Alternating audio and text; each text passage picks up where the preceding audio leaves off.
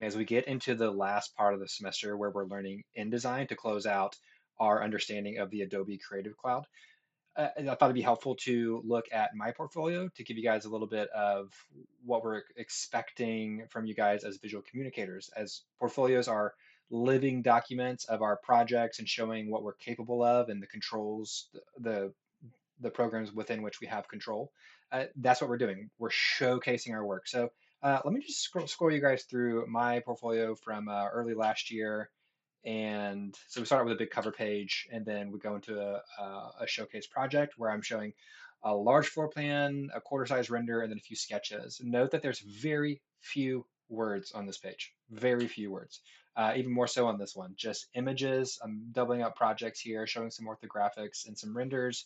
Very few words. Nobody reads words in a portfolio. We want to see pictures and diagrams that show what you are capable of and how you understand how a project works and that you can communicate that visually. You are designers, you are visual communicators.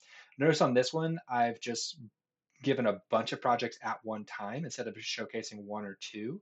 And that's because we've got a lot to show, but also want to break the eye a little bit into what people are seeing to not make it monotonous. And then even more so to give them relief to show just one big image. And I could have gone full bleed on this one, but I wanted to keep my headers consistent.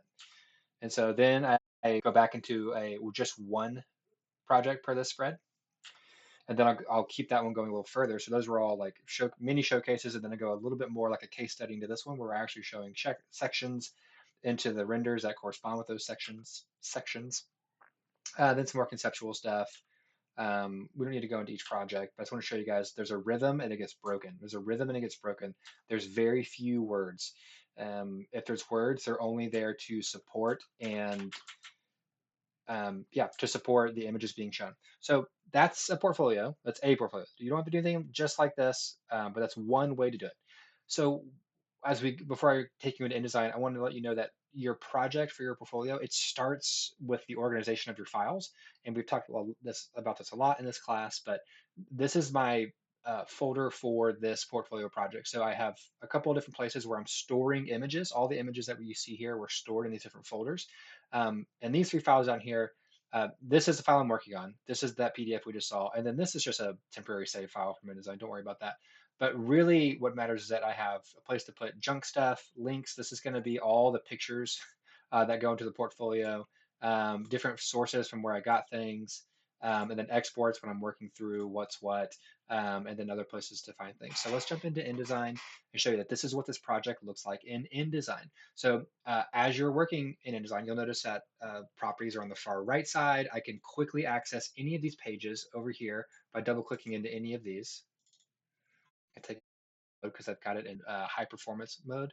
So you can change how fast it's going to go. If you go to view, display performance, and I do typical, I've got it on high quality display to make these all to look nice, but if I change that to typical, then it'll move faster. So we can navigate that way. You'll also notice that you can, whenever you're typing, whenever you set up a text block or a text template, that all of that stuff, just like Photoshop or just like Illustrator, you can change all the different fonts, typefaces, weights, kerning, all that good stuff over here. But the two biggest things about InDesign that are different are this links panel, very important. And I could dock this somewhere else. I'll just keep it right here for you. This is giving me information on all the different links that I've placed inside InDesign. So these are all linked back to this folder. It's very important that these all stay in this folder and the names that they are, because especially if they're Photoshop files, then if I update those Photoshop files, then they will also automatically update here in InDesign. That's that live link feature, which is really important. So these are all the links. It's going to tell me info on each one of these things, and if there's an error with them, like there's an error with this one that needs to be resolved, like it needs to be relinked to those sort of things, but I'm not going to do that here with you now. The other thing, and this is one of the big things about InDesign, is pages. They have parent pages. And so I can set up templates based on how I want certain blocks to work, and then assign those templates to these different pages, and then start designing within those. So that's very important. So you can have one for, um, I just have a blank, I have a none for my title page, and then I have two different blocks for a parent page, and then one that breaks that rhythm. And so you can see, and when I start clicking through here, that all my margins, let me zoom out a smidge. Alt and then scroll wheel. All my margins are going to stay consistent every time that I flip through pages, and my headers are going to stay the same because I've been using parent pages. And it tells me if I just hover over here, it says A, parent applied to those. It tells you which one is applied. So that's super important.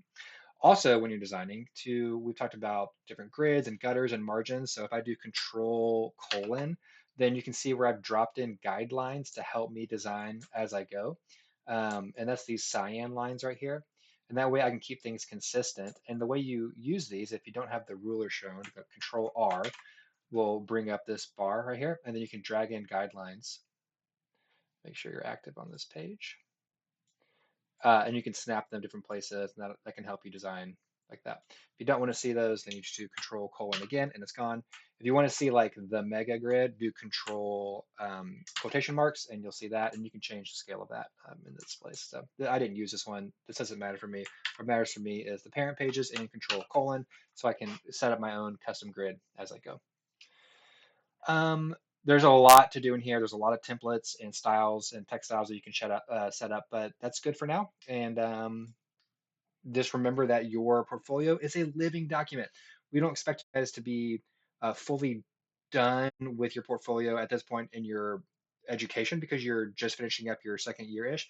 But this assignment is meant to get you started on this, like, years, if not decades long process of having a portfolio and having that master InDesign file that you can constantly go back and forth between that will allow you to update it uh, as your projects update.